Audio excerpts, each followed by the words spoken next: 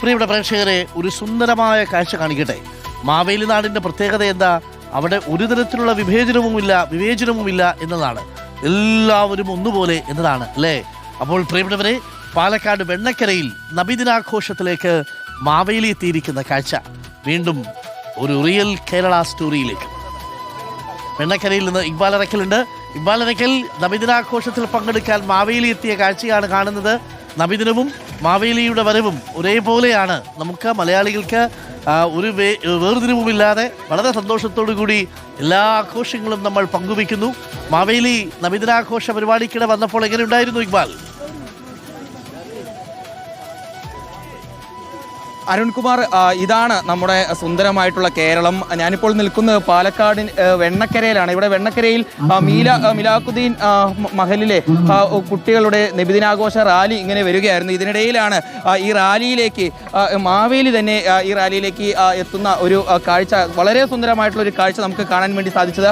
Vennakkara Sagar arts and sports ക്ലബ്ബും അതുപോലെ തന്നെ മിലാഖുദ്ദീൻ പള്ളിയും അതുപോലെ തന്നെ വെണ്ണക്കര ദേശവാസികളെല്ലാം ചേർന്നാണ് ഇത്തരത്തിലൊരു സന്തോഷ മുഹൂർത്തം നമുക്ക് നമ്മുടെ മുന്നിലേക്ക് എത്തിക്കുന്നത്. ദൃശ്യങ്ങൾ കാണുന്നത് പോലെ തന്നെ മാവേലിത ഈ ഇവിടേക്ക് നബിദിന റാലിയുമായി എത്തിയിട്ടുള്ള ഉസ്താദുമാരെയും അതുപോലെ തന്നെ നബിദിന ആഘോഷ റാലിയും എല്ലാം സ്വീകരിക്കുകയാണ്. വലിയ സന്തോഷ.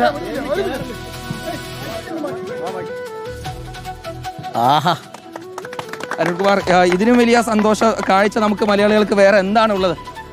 വലിയ സന്തോഷം. പിന്നെ നമ്മുടെ ചരിത്രത്തിൽ ഇതൊക്കെയാണ് മതസൗഹാർദ്ദം നിലനിർത്തി, അങ്ങനെയാണ് നമ്മുടെ ഇന്ത്യയുടെ പാരമ്പര്യമുള്ളത്. അങ്ങനെ തന്നെയാണ് തിരുനബി ലോകത്തെ പഠിപ്പിച്ചതും. അക്രിം ജാറക വലൗ കാന കാഫിറ, തൻ്റെ അയൽവാസി ഇതര മതവിശ്വാസിയാണെങ്കിലും സൗഹാർദ്ദത്തോടെയും സ്നേഹത്തോടെയും ജീവിക്കണമെന്നാണ് തിരുനബി അവിടുത്തെ അനുചരന്മാരെ പഠിപ്പിച്ചത്. ആ സന്ദേശം ഉൾക്കൊണ്ടുകൊണ്ട് തന്നെയാണ് ഞങ്ങളും ഇവിടെ ഒത്തുചേർന്നിട്ടുള്ളത്. എല്ലാ ജനങ്ങളും തമ്മിലുള്ള ഒരു ഐക്യമാണ്, അത് തന്നെയാണ് നമ്മുടെ ഈ സന്ദേശം. അതെ, എല്ലാവരും ഇതേ ഐക്യത്തോടെയും സൗഹാർദ്ദത്തോടെയും സ്നേഹത്തോടെയും ജീവിക്കണമെന്ന സന്ദേശമാണ് ലോകത്തോട് മൊത്തത്തിൽ നമുക്ക് സന്ദേശമായി തിരുനബിയുടെ സന്ദേശമായി അറിയിക്കാനുള്ളത്. ഇവിടെ തന്നെയാണ്. സന്തോഷമായോ? സന്തോഷമായി, ഹാപ്പിയായി. എൻ്റെ വക ഹൃദയം നിറഞ്ഞ ഓണാശംസകളും നബിദിനാശംസകളും നേരുന്നു.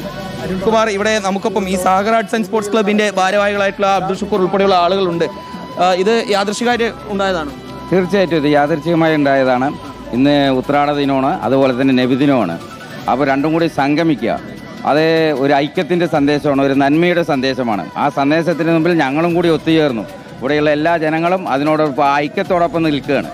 ഇവിടെ നമുക്ക് ദൃശ്യങ്ങൾ കാണാൻ വേണ്ടി സാധിക്കും. ഈ നബിദിന റാലിയുമായി വന്നിട്ടുള്ള വിദ്യാർത്ഥികളാണ്. ഇവിടെ ദഫുണ്ട്, അതിനപ്പുറത്ത് ആ സ്കൗട്ടും കാര്യങ്ങളെല്ലാം ഉണ്ട്. ഇവിടേക്ക് ഈ ദഫുമായി എത്തിയിട്ടുള്ള വിദ്യാർത്ഥികൾ, അതുപോലെ തന്നെ നബിദിന റാലിയുമായി എത്തിയിട്ടുള്ള വിദ്യാർത്ഥികളെല്ലാം ഇവിടെ വെണ്ണക്കര ദേശവാസികളുടെ നേതൃത്വത്തിൽ, ഈ മാവേലിയുടെ എല്ലാം നേതൃത്വത്തിൽ മധുരം നൽകിയും അതുപോലെ തന്നെ അവർക്ക് പായസവും മിഠായികളും എല്ലാം നൽകി അവരെ സ്വീകരിക്കുകയാണ്. ദൃശ്യങ്ങൾ കാണുന്ന പോലെ തന്നെ നമ്മുടെ മാവേലി നബിദിന റാലിയുടെ ഭാഗമായിക്കൊണ്ട് ഇപ്പോൾ അതിൽ പങ്കെടുത്തുകൊണ്ടിരിക്കുകയാണ്. പാലക്കാട് വെണ്ണക്കരയിൽ നിന്നാണ് ഈ സുന്ദരമായിട്ടുള്ള കാഴ്ച നമ്മൾ കണ്ടുകൊണ്ടിരിക്കുന്നത്. വെണ്ണക്കരയിലെ മിലാഖുദ്ദീൻ പള്ളിയിലെ വിദ്യാർത്ഥികളാണ് നമ്മൾ ദൃശ്യങ്ങളിൽ കാണുന്നത്.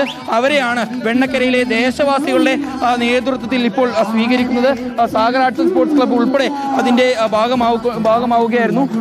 ഒരു നാട്ടിലൂടെ നബിദിന റാലി പോകുമ്പോൾ ദൃശ്യങ്ങൾ കാണുന്ന പോലെ തന്നെ നമ്മുടെ മാവേലി അതിന് മുന്നിൽ നിന്ന് നയിക്കുന്നു. ഇതിനപ്പുറം വലിയ സന്തോഷ കാഴ്ച എന്താണ് ഇനി കേരളത്തിന് ലഭിക്കാനുള്ളത്? ഈ സന്ദേശം തന്നെയാണ് നമുക്ക് ലോകത്തിന് മുന്നിൽ വെക്കാനുള്ളത്. ഇതാണ് കേരളം, ഇതാണ് യഥാർത്ഥ കേരളം. മറ്റ് പല രീതിയിലുള്ള കേരളത്തിനെ കുറിച്ചുള്ള പ്രചരണം നടക്കുന്നു. പക്ഷേ എന്താണ് കേരളം എന്നുള്ളത് ഈ ഒരു ഒറ്റ കാഴ്ചയിൽ നമുക്ക്, ഈ ഒരു ഒറ്റ ഫ്രെയിമിൽ നിന്ന് മുഴുവൻ ലോകത്തെയും നമുക്ക് കാണിച്ചു നൽകാൻ സാധിക്കും. നന്മയ്ക്ക് ലോകത്തിൽ പല പേരുകളാണ്. ചിലയിടത്ത് നബി എന്ന് വിളിക്കുന്നു, ചിലയിടങ്ങളിൽ ബലി എന്ന് വിളിക്കുന്നു, ചിലയിടങ്ങളിൽ ക്രിസ്തു എന്നും ജീസസ് എന്നും വിളിക്കുന്നു എന്ന് മാത്രം. അതിൻ്റെ പേരിൽ കലഹങ്ങൾ ഉണ്ടാക്കുന്ന മനുഷ്യന്മാരാണല്ലോ മണ്ടന്മാർ. അപ്പോൾ ആ ഉസ്താദ് നബിയെ ആലിംഗനം ചെയ്യുന്ന കാഴ്ചയുണ്ടല്ലോ, ആ കാഴ്ചയാണ് യഥാർത്ഥത്തിലുള്ള കേരളത്തിൻ്റെ കാഴ്ച. ആ കഥയാണ് യഥാർത്ഥത്തിലുള്ള കേരളത്തിൻ്റെ സ്റ്റോറി.